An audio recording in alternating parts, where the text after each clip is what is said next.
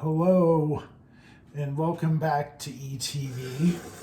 I'm currently doing like a video on where we're gonna make a cake. I found this. I just couldn't believe it when I found this. I had to buy it and I'm going to make it live here. It's a Fruity Pebbles. I can't believe Fruity Pebbles and a cake kit, and I had to buy this and I'm going to make it on this video. I'm also going to talk about some other things on this video, so and you'll understand. Some Fruity Pebbles, cake mix, frosting, sweet. I have the oven preheating, so that'll be okay. I have all my equipment, my pans, my eggs. So the first thing we're going to do is we're going to spray these pans with an oil spray to make sure that the cake doesn't stick. And the other things that I want to talk about are just like some things that have been going on in the world. So the first thing is Reggie Bush. So if you know, Reggie Bush was a running back at USC. He gave the Heisman Trophy. He won the Heisman Trophy. He gave it back because he had received impermissible benefits from from a sports agent, a guy who was like going to create like the sports marketing firm. This guy, I think his name was Michael Michelle. He was going to run the sports marketing firm and Bush was going to be his foundation client. The problem is that he gave like the Bush family like a house to live in when Reggie was at USC, and you're not supposed to take impermissible benefits when you are in college. Of course, the rules have changed somewhat recently with NIL money, but unfortunately, those weren't the rules back then when Reggie was playing. So he got impermissible benefits, and I'm just watching this whisk. He got impermissible benefits, and then he was forced to give back the Heisman Trophy. But what do you know?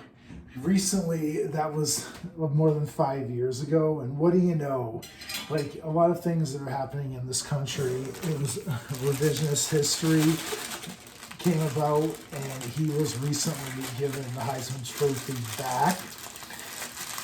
And the reason was because the attorney, Benjamin Crump. So Benjamin Crump is like this lawyer who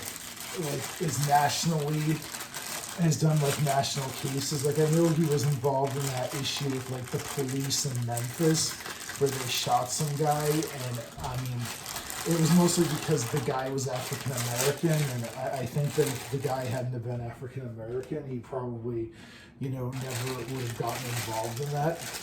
And it just like gives me like concern for the country is that everything seems to be revised like years later after the rules changed.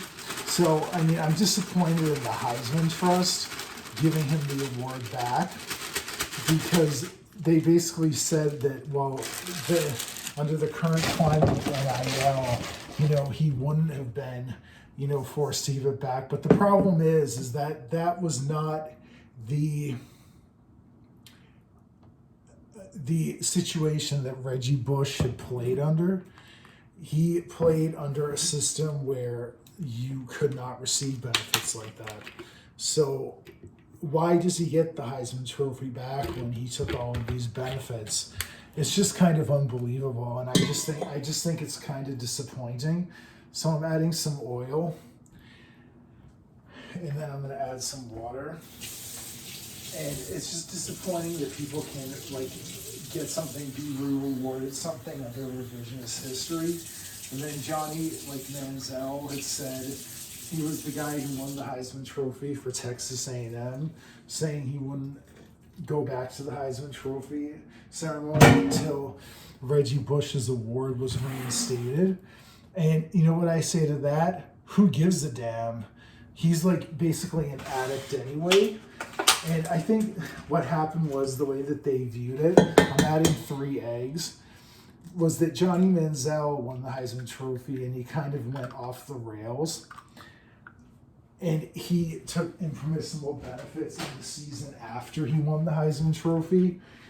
And there was recently a documentary that came out on Netflix that said, well, he told everybody his grandfather was like an oil magnate, but that was actually a lie. His grandfather is not an oil magnate, and it was kind of shocking. So, I mean, if that's the way that the Heisman Trust viewed it, that, you know, Johnny Manziel received benefits in a season when he didn't win the Heisman Trophy, then he got to keep his and he wasn't subject to punishment. And if that's the way that they view it, then that's the way that they view it. The problem is that Reggie Bush did receive impermissible benefits during that season and during the season when USC won the Heisman, the national championship. So basically, and I'm going to whisk this together. Basically, Reggie Bush should not get that award back, in my opinion, and in the opinion of other people. And just all of this revisionist history and just like going and hiring his lawyer and having him like get your award back, I just think it's ridiculous. I think the whole thing is like is just unbelievable. It's like one similar situation that I thought of was way back in the Olympics, in gymnastics, and like when the Olympics were in Sydney, Australia in 2020, the athlete from Romania, they took her medal away because she had taken like a banned stimulant during a competition, and then they had swept the gold medals and like the all-around competition. I made sure to go and look this up because I wanted to make sure I had it right. And what happened was they took her medal away. I think her name was Andrea Rodicon. And they took her medal away and she never got it back. She filed paperwork, I guess, to get it back, but she still didn't get it back. And the justification was it's kind of a similar situation, that the stimulant that she took was no longer banned by the IOC or whoever regulates that. I'm not exactly sure who that is, but they still wouldn't give it back to her because those were the rules under which she had participated. And that is what I absolutely agree with that, because then you have all of this revisionist history and you have all of these people getting awards back that they really didn't deserve, and they violated the rules. And that's the reason why I'm disappointed in like the Heisman Trophy and the Heisman Trust, because why on earth should Reggie Bush get that award back when he did things that he was not supposed to? So I'll be 100%, come forward, that I root for UCLA, which is the rival school to USC, and that's just being honest. But that has nothing to do, and I'm sure that some of the responses to this video will be, oh, well, you went to the rival school and you just hate USC, and no, it's not like that. Well, I'm not a huge, first of all, like UCLA had beaten USC, over the past couple of years. We have a winning record against them. So, but that's not the point. The point is, at least there's some integrity with the IOC or whoever, regulates when medals get taken away. And, and there's pretty much no integrity. Reggie Bush, got the Heisman Trophy award back. I'm mixing this up. And that just kind of, upsets me because I honestly don't think he should have gotten it back. He did take impermissible benefits from this guy who was trying to create this sports agency and using Bush as a foundation client. And his parents basically like got a house. I mean, if that's the way that the Heisman Trust views it, then that is the way that they view it. And you can't go giving people awards back because it kind of makes a bad example. That means that you can cheat the rules. Then you can just go and hire a lawyer like Benjamin Crump. And I just wonder what the basis was. And I hope, because I think a lot of his cases revolve around race. revolve around race.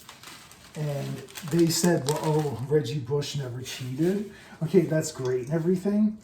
I mean, what they mean by that when they say that he never cheated, they meant that he never used performance enhancing. But, and that's not the question. So see, that's the problem, is that nobody was alleging that Reggie Bush had cheated.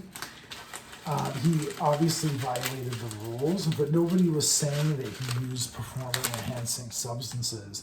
And that's really what cheating is. So they're kind of getting away with like a language thing when they talk about that, because nobody is saying that. Nobody's saying that Reggie Bush used performance-enhancing drugs. And so they're kind of saying it in a way to like justify that. Nobody's saying that he cheated, but he did break the rules, and therefore he should not have the Heisman Trophy award winning back. Given my example with like the Olympics, at least there are some standards with the IOC, because that gymnast never got that award back, and I'm glad she didn't, because then it devastates like the other athlete, because there was an athlete that was elevated from third who placed fourth in the original competition, and she was elevated to third and she got a medal.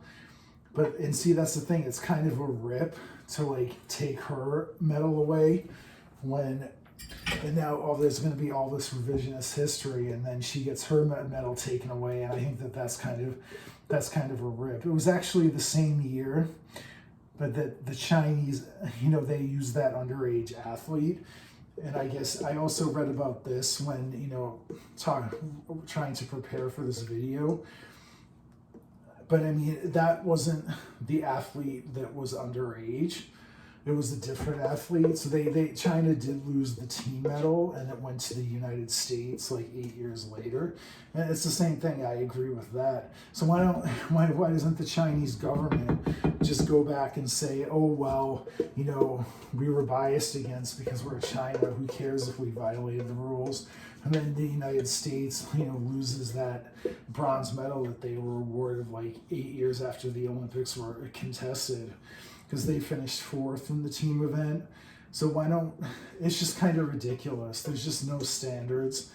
There's no standards anymore. And it's just like anyone can sue and like obviously not with the Olympics, and that's one of the reasons why I'm using that as an example, because at least there was some integrity, and Andrea Rodicon didn't get the medal back, and also some other issues that had happened recently with court cases, like with the Harvey Weinstein case. It was announced that like his case was thrown out. Well, let me be more clear. The New York verdict was thrown out. So basically he's still in jail because he was convicted in Los Angeles, which is obviously a good thing. And then everyone's complaining, oh, well, women will just get abused now. And, I don't think that that's exactly the case. And that it doesn't mean anything. I don't think we can agree with that. I don't think that women should be abused at their job. I don't think that that's the case. But I think it's disappointing. And I think that one of the issues is that we have too many lawyers in this country, that everybody will do any super shady thing that they can do to get a verdict. And it's kind of like that line by Lionel Hutz in The Simpsons. Can you imagine a world without lawyers? And then thought bubble appears into his head, and everybody is holding hands, singing Love Your Fellow Man. I forget that song. They were all holding hands, singing Think About Each Other Right Now. And I forget what it was. I'll try and insert the clip. But obviously, like, it's a blissful world without warriors. It's a blissful world without lawyers. And I kind of have to agree with that, because you're doing any super shady thing that you can do to win a case. I mean, it's pretty ridiculous. It's absolutely ridiculous. So I have the batter done, and what I'm going to do is I'm going to put this in the oven, and then I'm going to take it out, and I'm going to come back. And, you know, it's just talking about like more revisionist history and everything else. So I'll probably, I'm going to come back when they're out of the oven. So see you in a bit.